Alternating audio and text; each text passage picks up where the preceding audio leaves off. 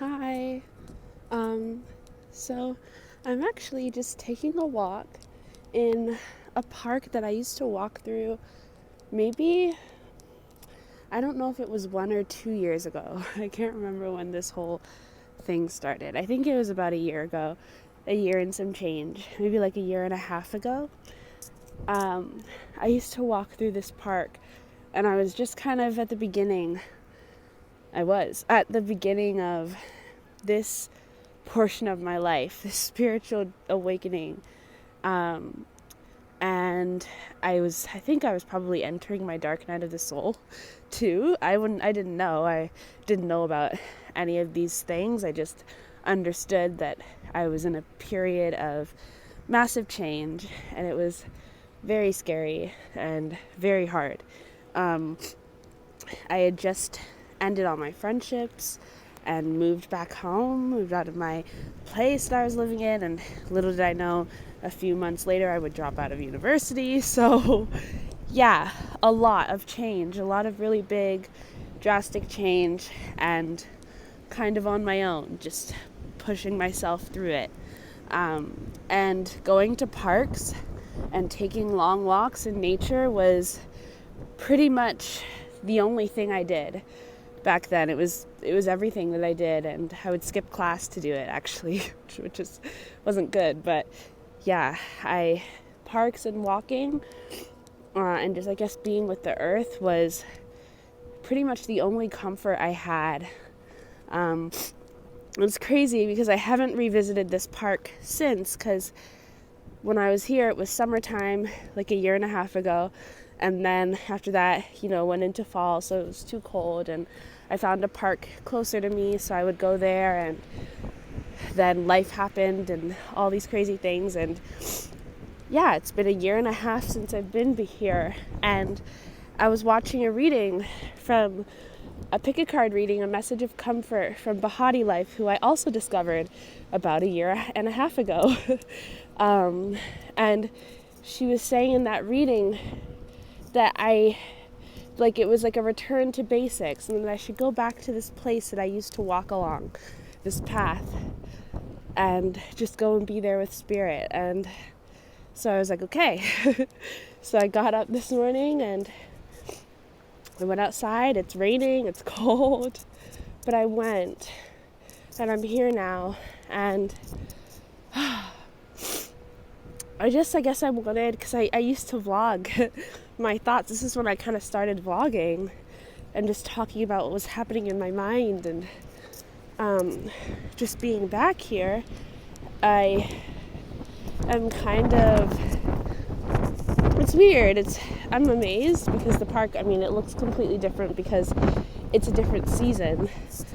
So, I was looking at it when I was coming down, because I had to go down this steep dirt hill, which I was always so afraid to go down. And it's raining today, so it was slippery, but I was like, okay, Spirit's going to protect me as I walk down this hill. And then I got down, and it was crazy how different everything looks. Everything's so much more clear. It's very windy, but everything is so much more clear, and it's because it's winter, so there's nothing standing in the way of seeing everything very clearly. And the paths that I used to walk down before was like a dirt path, but this time only the cement road is available. The dirt path has been blocked off, and it's almost like, there's parts of the past that I just won't go back down again. I just can't, it's done. That portion of life is done. And even with it being the cement path that I now am walking on, and before I wanted to be in the dirt, I wanted to be more in what felt more like nature. And I think maybe because it was more reflective of how I felt at the time. But I'm fine walking on the cement now, and it feels more stable. And I am, oddly enough, though, there's things that are similar to where I was this time last year, this time last year.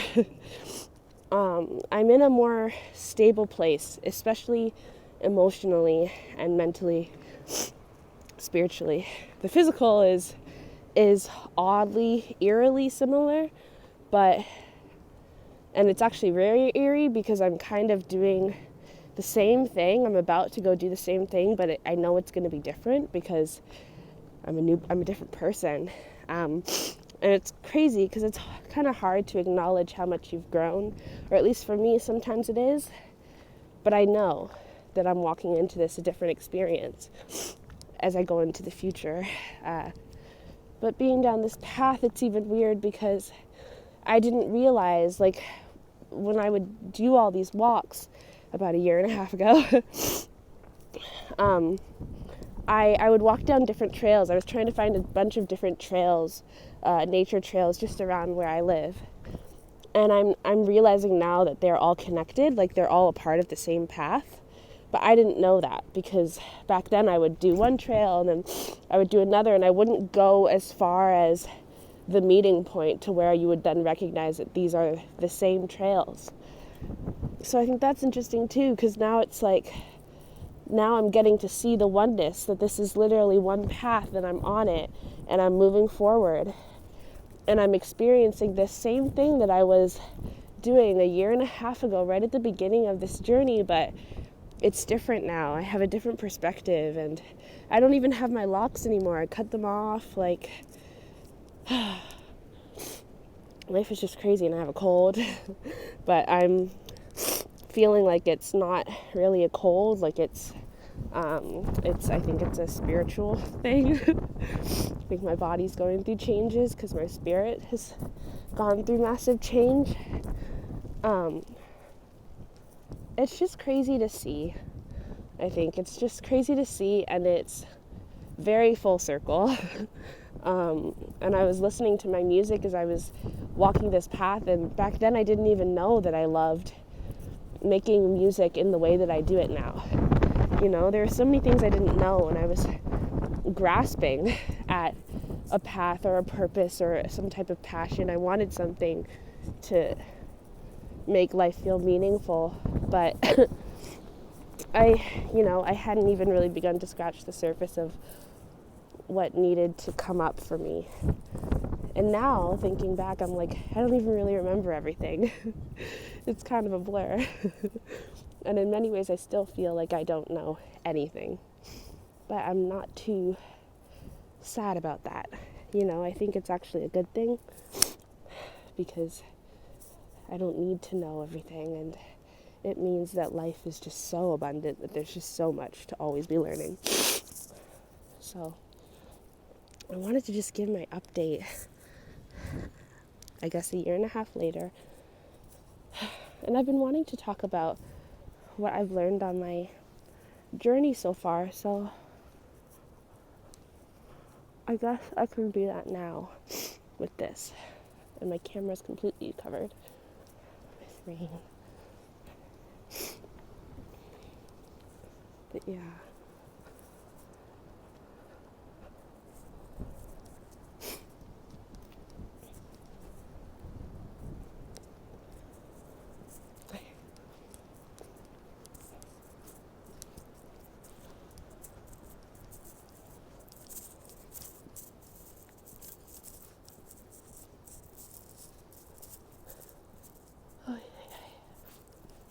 It's cold.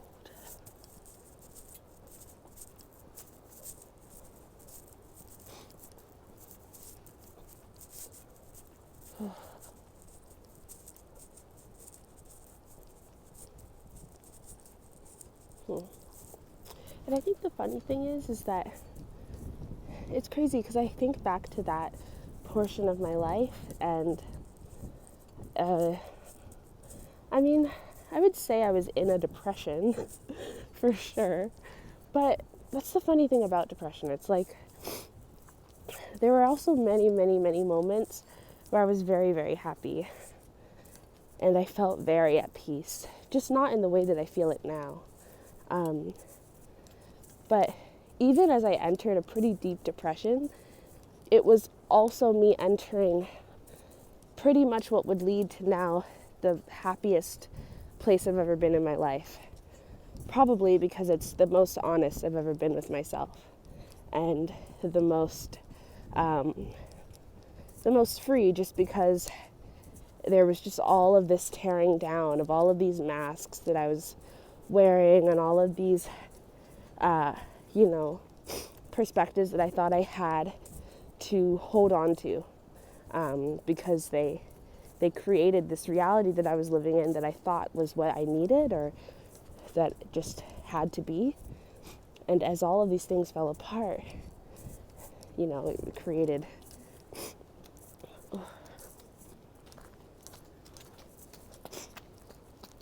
created the perfect setting for depression, because I was grieving a lot and I was sad a lot, but it wasn't the whole way through. And I think that's why even now I question, was that a dark night of the soul? And I think it's because the way that it's described so often, it's like, you're so depressed, you have no idea what's going on in your life. And I didn't know what was going on with my life. I was quite literally lost, and I still pretty much am, but in just a way that's more, I guess, intentional. Like I'm choosing it. Before I wasn't, before I was isolated by choice, because I did choose to end those friendships, but it wasn't really a choice. It's kind of like with any spiritual awakening. Once the things start happening, it's happening.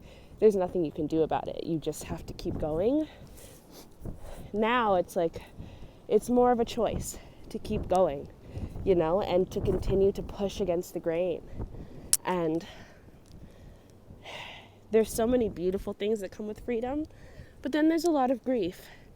It's like being a kid and growing up, and it's like there's so many beautiful things that come with getting older and getting that freedom, but there's a lot of comfort and safety that feels like it's lost, and you have to be able to grieve that and not feel ashamed of the fact that you're sad. That there's these constructs that just aren't able to exist anymore because it's just very obvious that they were never real or they were never sustainable. And so during that portion of my life, as all these things fell down, it was a lot of grief and a lot of confusion about who I was and whether I was a good person and, why I made the decisions I made and how I got here and what's happening with my life and just, a lot of questions. And it makes me think of that Zora Neale Hurston quote that I love, that I try and use as often as I can because I just think she's an amazing writer, and that quote was just awesome. And it's, there are years that ask questions and there are years that answer them or give answers, provide answers. I can't remember the correct phrasing, but yeah, I went through a series of years, these past few years, where it was just a lot of questions. And it's funny because now that 2023 is here, I've literally begun receiving answers. With this whole music thing, it's an answer. It's an answer to what my passions are. And it doesn't mean that this is the only thing, and it doesn't mean that it has to be forever, though it's easy. And I've never had a passion that felt so easy other than when I just loved to dance. But making music in this way, being a music producer or a composer, it comes so easy. And it's continuing to break down all of these, constructs around your passion and your work needing, it's hard work, but it's fulfilling, It's not hard. It's not hard, and it's still very fulfilling. And I still, it's good, Sometimes I feel like I used to feel like in order to create something magnificent, it needed to be very hard work, It needed to be a struggle. And that's just not the case. It needs to take years. It took years to build up to the point where I understood that this is something I even enjoy doing, but it doesn't take years to create now. I do it in a day, and I'm questioning myself less. And all of that is incredibly new when it comes to creativity. The one avenue in creativity that I really explored very often was writing and storytelling. I love to tell stories, but I would often question myself whenever I was writing, and it would take me forever to finish something. And being in school was really the only way that I was able to tell stories consistently, creatively, because I had a deadline and I could finish things that way. But on my own, I really struggled. But with music, it's completely different. And it's even opening my eyes up to the idea that, I thought that my form of communication was going to be through writing. And it is, but also in many ways, it's unspoken. It's something that's a different type of language. It's sound, which I didn't know. I didn't realize that was something that I was going to enjoy so much. And so it's kind of opened up a whole new world and a whole new form of communication, which has been really exciting. And I'm trying to really savor it and take my time and enjoy it, so that, I let the sweetness last and not make it hard for myself, and not make, because you can force something to be hard even when it's easy, and I don't want to do that. So yeah. But yeah, it's just kind of crazy. And even thinking like a year and a half ago in the summertime is when I first heard about this place called, in my head I heard it as Yasodhara. I was trying to meditate for the first time on my own. Not for the first time, but for one of the first times. I was trying to learn how to do that. And I was asking for the name of my soul. And eventually, this word popped up into my head. Yasodhara is how I heard it. Because I wrote it down, so it's like a silent voice. I don't know, if anybody has that kind of thing with their brain, then you might understand what I'm saying. But it's not like I actually heard something. It was like a silent hearing. But I wrote down Yasodhara. And when I Googled it, this place called, what I thought was called Yasodhara Ashram came up, but it's actually Yashodhara. And that's when I learned about that place. And as soon as I found it, I knew I wanted to go. And I looked on the website, and they had a free 2-month program. You just had to get yourself there, and you could stay there for 2 months in BC. And I was like, I have to go. And I thought about dropping out of school that semester, which would have been September 2020. But I was too scared, and I didn't end up doing it. And then a whole year went by, and then this September, I had the choice to finish university, because I only have 1 semester left. Back then I would have had 2, but I did that semester, so now I only have 1.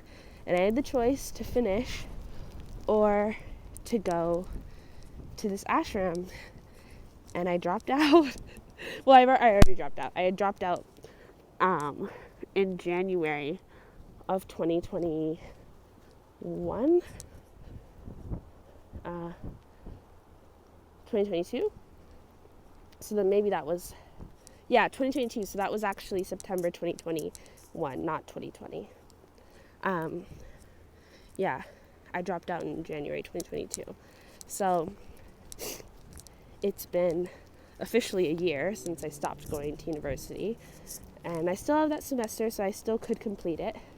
But yeah, I had the choice again. It came around again a year later to go, and I went.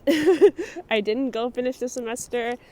I continued to extend my time off from school, and I went. And that was like full circle too, because even learning about how the place was created, the woman who created it, which is Swami Radha, she got like a psychic message from her guru Shivananda, and she went to India and she went and studied with him, and then a few months later she came back and created this place. And obviously there's a whole lot in between and a whole lot of extra work and details, but hearing her story was confirming to me of my own path. And yeah, and now I'm back, and now eerily again I'm in a similar position to where I was this time last year, where I'm going to Tulum. Even around pretty much the same timing. I went end of January last year by myself, stayed there for a month, and now, or like 3 weeks. And now I'm going again. This time my mom's going to be there, and I don't really have a plan, but I have things that I want to do. I have things that I enjoy doing. So that's what we're doing. Sorry. I know that's gross, but I'm sick. So give me a minute.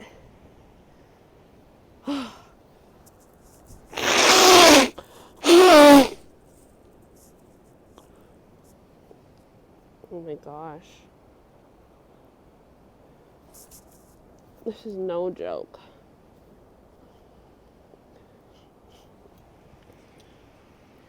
I need to go inside somewhere warm. But yeah. Isn't that crazy? So look at that. And it's interesting how time works, because there's that symbol of life, which is the little circle swirl. It's all the same path. Again, you come back to these same similar moments, though, like I said, with that one path being crossed off, there's certain things that you just won't experience again because they've been completed, right? But there are things that are left incomplete, and life gives you a chance to try again. It's never a punishment, as long as you choose yourself. Like back September 21, when I had the decision, the ability to go, but I was too afraid. I also had a job back then. So I didn't go. I chose to stay. And I wouldn't say that that was the wrong decision actually at all. Because I wasn't ready to go. And I needed to do things here. I needed to work through things. I needed to be here. But I quit my job a few months later, and I decided that I was going to drop out anyways and just go figure it out the following semester. And then a year later, September would come around again. I had a job. I dropped that job, not because of the ashram, just simply because I decided I could not work anymore for businesses or for around coworkers that took advantage of me and of systems. I just didn't want to be a part of that anymore. And it was exhausting. And I was doing community work, so that's a big problem in the community sector. And it was too much. So I drew a boundary, quit my job. Third time quitting a job, I quit McDonald's, so fourth time. No backup plan. Took the savings that I had and went to BC. And ever since, I've been making it work. Financially, I'm not rich, but I'm rich in what matters. I'm rich in bravery. But I've made it work, and I did not have a lot of savings at all. But the universe has found a way. You know what I mean? And it doesn't mean that I'm not afraid constantly and not constantly asking, how am I going to afford anything? How am I going to do this? How am I going to do that? Do I ever get an answer? No. But do I ever go without? No. Do I have to cut down and be practical with spending? Yes. Yes, I do. But does life still take care of me? Yes. And that comes when you choose your path, which truly is the path of least resistance, even if it doesn't really feel like it. Do you want to see my park? Look at it. It is, if you had seen it when I used to come, which was during the summertime, so a completely different season, and I'm in a different season of my life now, so it's funny. But it's funny because it's stark opposites, summer, winter, too. So different ends of the spectrum. But yeah,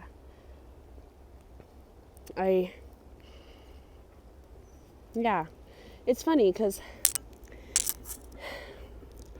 even if you go, like, sometimes I want to talk to my past self and be like, blah, blah, blah, blah, blah, but then it's like, you can't, right? You can't, because nothing you say is going to make them feel better. Like, if I told myself, my past self, where I was right now in life, I'm not sure she would be like, oh, great, because most of the changes have been internal. Most of the well, there's been physical changes, but by then she already would have known about all of that. Other than dropping out of university, she knew about the friendship, she knew about moving, But let's say if I went back to where I was a year ago and told myself where I'd be, I think she wouldn't be able to fully understand how meaningful it is, right? Because back then I was still super, super, super scared. And I'm still super, super, super scared. But scared about finances and success and whatever that would mean, and having a career and graduating, all of these big things. So if I told her that I'm about to make the same decision she made a year ago, but there's a bunch of different internal stuff, I don't know if she would know how to truly appreciate that, which is okay, because I couldn't expect her to. She hasn't gone through the year that I've gone through yet. She's gonna. But it's a good choice. But this is really the slow work. Oh God. It honestly is like climbing up a fucking steep hill. I'll show you the hill. Because I'm about to go treat myself to a white peppermint hot chocolate. But I'll show you the hill that I just climbed up and the one that I used to get on, go down. Can you see it? It's a steep hill. You have to get all the way down there. It's a steep hill. Anyways, even finding this park was such a journey. I got turned around so many times, I got confused, I got lost, and I ended up having to go through the back of this apartment building, which I was so scared about, because I was like, they're going to be like, why are you going this? I was scared, it just cut off, lol. But they're going to be like, why are you going this way? You're not allowed to go this way. And, I was just afraid.